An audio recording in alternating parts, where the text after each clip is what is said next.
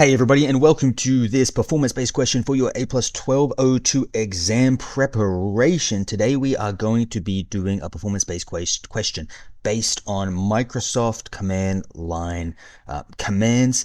You're going to be given a set of written instructions, and you are going to have to select the correct command line input in order to achieve the particular goal that you have been given. This one's going to test your knowledge, and it's going to make sure that you are ready for the exam. So with that being said, guys, let's go ahead and get straight to it. I want to make sure you are ready to pass this thing.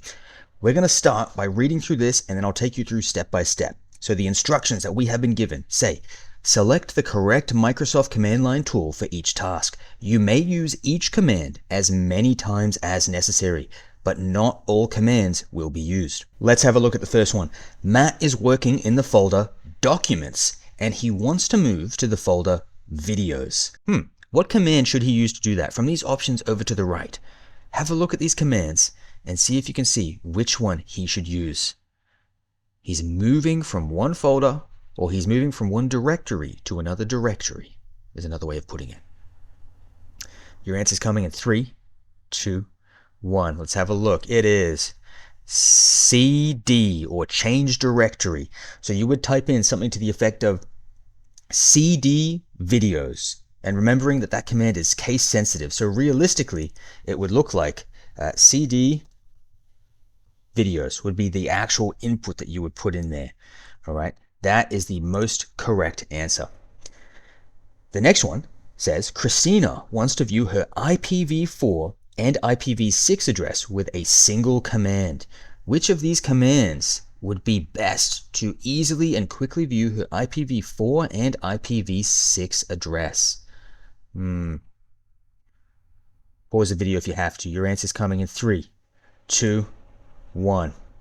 That's right, it is ipconfig. If you type in ipconfig, let's go ahead and type it in, right? If we go ipconfig, it will actually show you, as you can see, where is it? I've got my IPv4 address here, and it also gives IPv6 address. So it quickly tells you that information that you need to know with one command.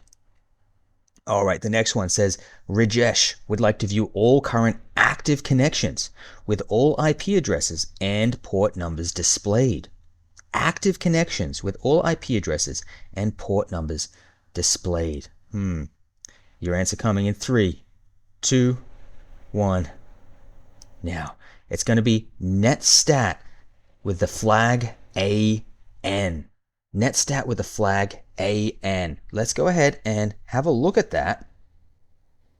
So let's say if I go netstat, let me get it in screen so you can see it, netstat/AN, that's going to give me my active connections. It's going to give me the local address with the port number here. It's going to give me the foreign address with the port number here, and it's going to tell me whether it is listening or an established connection. That was the correct answer for that one. Again, I've gone through all of this in my full A+ course, so I'm not going to go super in depth into it here because it is all in the free course that I have on my channel as well.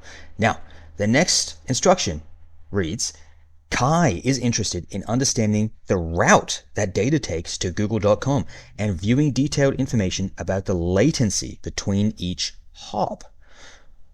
Which command should he use to see the route that data takes to a website and view information about the latency between each hop? Your answer is coming. Pause the video if you have to in 3, 2, 1. It is going to be path ping, guys. The correct answer is path ping. Kai is going to tell us, path ping is a command that combines both ping and trace route into a powerful tool that will not only tell us the path that data takes, but also detailed information about the latency between each hop along that path. Okay, so path ping gives us detailed information about the path that data takes along each hop. So if we take a look at that in action, again, let's say I want to do path ping to google.com. Right, it's going to trace these, and then eventually it's going to give me an output with detailed information about the latency between each of these hops. I'm not going to finish that now because it's going to take forever, and I'm trying to get a move on because I got somewhere to be after this. I'm trying to squeeze this in, but just make sure you know the difference between ping, trace route, and path ping there. Long story short, some of you may have put trace route for that, which is an understandable mistake. The key distinction here is that trace route shows you the path that the data takes, but path ping is going to give you more detailed information about the latency. So that was the key distinguisher there. Hey guys, this video is sponsored by the A+ Core 1 and Core 2 Ultimate Learning Guide. This learning guide has helped many people pass their Core 1 and Core 2 exams, meaning that they can move on to their Network Plus and Security Plus sooner rather than later. In the learning guide, here's what you will get: detailed notes, revision notes, active recall questions, and multiple choice questions for every single exam objective. 3 full-length practice exams with performance-based questions, a document with performance-based questions, a video showing you exactly how to study using multiple choice questions so you will be moving ahead of 99% of other people at a much faster rate because you are studying more effectively, a video giving you test-taking tips in case you get stuck on a question in the exam, a video showing you how to use free AI tools to 10 times your study sessions, and best of all, I want this to be accessible to everyone regardless of your economic position, so I've made it extremely affordable. So if this sounds good to you, you can head over to journeytocyber.com and grab your A+ Core 1 or Core 2 learning guide today. The next one reads, Isaac wants to locate any potentially corrupt files. Any potentially corrupt files. What command would he use to locate any potentially corrupt files? Your answer is coming in 3, 2, 1. He would use sfc/scan now. That is the command that will allow you to scan through and locate any corrupt files on your Windows system. That is the correct command there.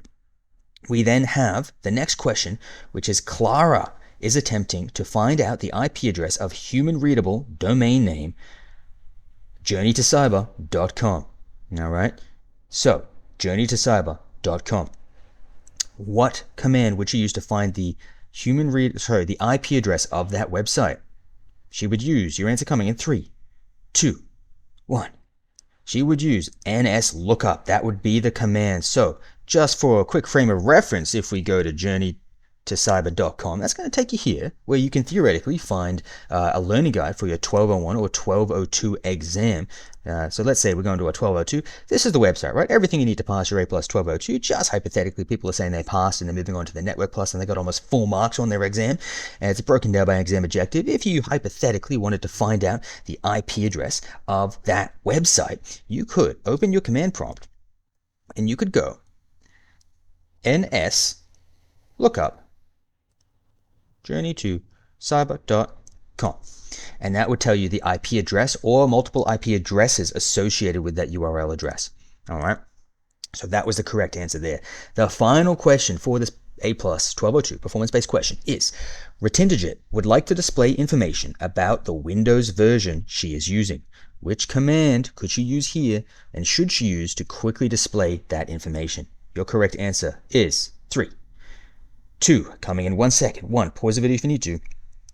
WinVer. So if I go to my command prompt and I type in WinVer, it's going to pop up this little window here, which will give me quick quick little information about my Windows 11 version, about my Windows version, shall I say. Now, hopefully you guys found this useful. If you would like to go ahead and get a copy of the learning guide mentioned in this video a little bit earlier on, you can go ahead and go to journeytocyber.com. Also click the link in the description or pinned comment below, and it's like super affordable, best resource out there in my opinion, most cost effective. I wanted to design this so that anyone can use this to easily pass the A+ exam without stressing about paying $30 here, $30 here, $60 for this book that doesn't even really tell you something or isn't even organized well. Like, just this is the one thing you need in combination with any video series if you don't want to use mine, and it will get you over the line and you will pass this exam with the least amount of stress